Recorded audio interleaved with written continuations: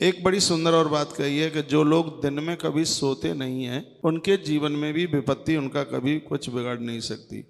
दिन में सोए नहीं वर्जित बताया गया, तो बताया गया है कि ऐसे लोग सभी प्रकार के दुखों से छूट जाते हैं। माता पिता की सेवा करें, अपने कर्तव्यों का पालन करें और दिन में सोए नहीं, आलस्य ना दिखाएं, प्रमाद ना दिखाएं।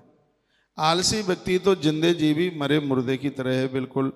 पितामह भीष्म कहते हैं जो मन वाणी और क्रिया द्वारा कभी किसी भी प्रकार का कोई पाप नहीं करते, किसी को किसी भी प्रकार का कोई कष्ट नहीं पहुंचाते, प्राणी के ऊपर सदैव दया का भाव रखते हैं, वह भी बहुत बड़े से बड़े संकट से बच जाते हैं।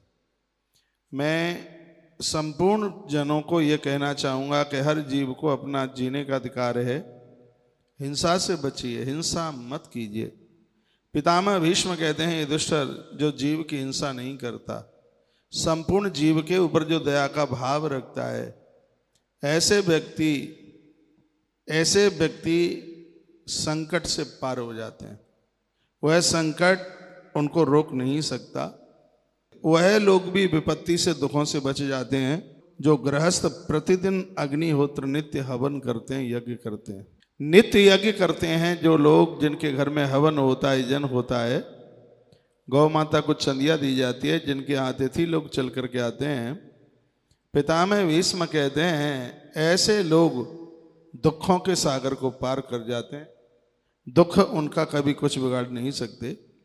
अगली बात कही है जो पुरुष अपनी स्त्री में, अपनी पत्नी में संतुष्ट है, ऐसे लोगों के जीवन में विपत्तियां आ तो सकती हैं, लेकिन विपत्तियां कभी उसका कुछ बिगाड़ नहीं सकती। पितामह भीष्म के मुख से निकली गई एक बात बड़ी अद्भुत है, कोई भी कभी दुर्गति नहीं हो सकती। कौन से? जो लोग इस देश के लिए, राष्ट्र के लिए अपने जीवन की कुर्बानी देने को तैयार हो जाते हैं, युद्ध में से पीठ दिखा करके भागते नहीं हैं, और वह सोचते हैं कि मेरी एक माता नहीं, मेरी दो माता है। एक मुझे जन्म देने वाली माता है और एक दूसरी माता है जिसने मुझे धारण किया है। ऐसे दो माताओं का जो आदर करते हैं भैया, उनके जीवन में कभी दुर्गति नहीं आ सकती। और अगली बात बड़ी प्यारी कही है, जो लोग जीवन के अंत काल तक सत्य बोलना नहीं छोड़ते, जिनके जीवन में सत्य से बड़ा कोई धर्म नहीं है, धर्म न दूसर सत्य समाना, जिनके जीवन में सत्य का अनुसरण है, आंखों में सत्य है, कान में सत्य है, जीवा पर सत्य है, हाथ पांवों में सत्य है, भैया जो सत्यनारायण के परम भक्त हैं, ऐसे लोगों के भी जीवन में उनकी कभी दुर्गति नहीं होती। उनके जीवन में भी आए हुए दुख उनका कभी कुछ बिगाड़ नहीं सकते। ये वदंती सत्यानि प्राण त्यागेन प्रवस्थते, प्राण त्यागने तक, अंत समय तक जो सत्य का सहारा नहीं छोड़ते हैं, वे संपूर्ण प्राणियों के विश्वास पात्र बने रहकर सभी दुखों से पार हो जाते हैं। बहुत प्यारा सूत्र है, बड़ी अच्छी बात कही है, समझने के लायक है। सत्य ही ईश्वर है और ईश्वर ही सत्य है। इसलिए तो हम और आप लोग सत्यनारायण भगवान के जयकारे लगाते हैं, उनकी कथाएं सुनते हैं। सत्य का अनुमोद जीवन में होना चाहिए। अगली बात बताई, कर्मांड्य कुराकृतानि येषां वाचच्च शून्यतः येषा भर्यात् संपदा दुर्गा वर्णित तरन्ते थे। ऐसे लोगों को भी दुख कभी उनका कुछ बिगाड़ नहीं सकता, जिनके शुभ कर्म दिखावे के लिए नहीं होते। यह नहीं कि हम इसलिए जप कर रहे हैं कि हमें कोई देखे, इसलिए नहीं कि हम भगवान की पूजा कर रहे हैं तो लोग अच्छाई का हमें प्रमाण पत्र दे। नहीं, पूजा, भजन और भोजन जितना गुप्त होगा, गोपनीय होगा, उतना ही ज़्यादा प्रभावित होगा, ज़्यादा प्रभावित होगा। भोजन और भजन दोनों एकांत में ही होने चाहिए, गलत लोगों की दृष्टि उसके ऊपर ना पड़े। तो बड़ा सुंदर बताया गया है, जिनके शुभ कर्म में कोई दिखावा नहीं है, किसी भी प्रकार का आडंबर नहीं है, जिनके पूजा पाठ में, आराधना में, ऐसे लोगों के जीवन में कष्ट आ भी जाए तो भी वह दुर्गम संकटों से पार हो जाते हैं। वह संकट उन लोगों का कुछ बिगाड़ नहीं पाते। धर्मराज युधिष्ठिर अतिशय खुश हो रहे थे। कहते हैं पितामह और आप बताइए, मैं प्रतीक्षा में हूँ। तो कहा वास यंतात धीन नित्यम नित्यम ये चान सूया नित्यम स्वाध्याय शीलस्य दुर्गान्वित रंतते।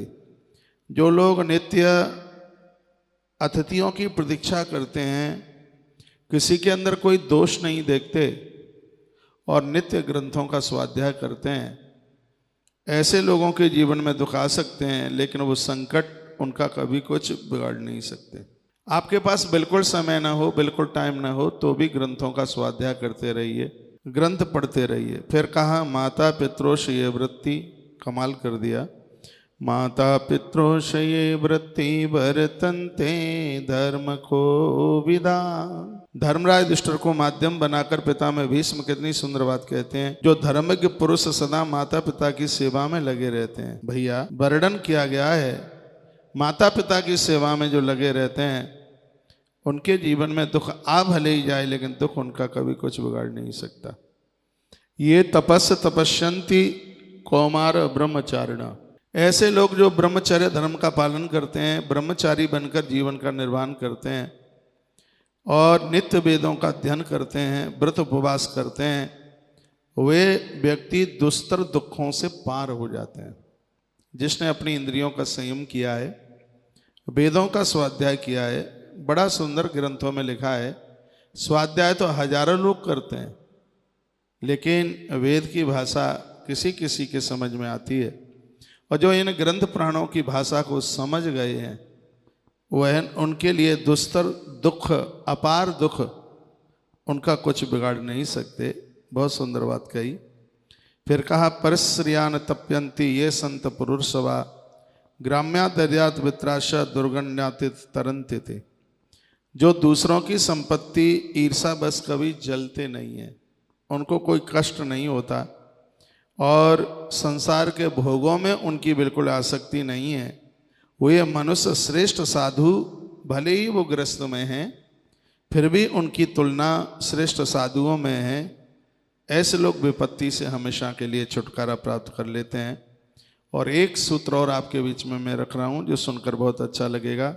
सर्वान देवान नमस्यन्ति सर्वधर्मा शृण्वते। जो हर गुरुजनों को, महापुरुषों को सुनने की कोशिश करते हैं, जो उन्हें अच्छा लगता है उनको अपने हृदय में उतारते हैं।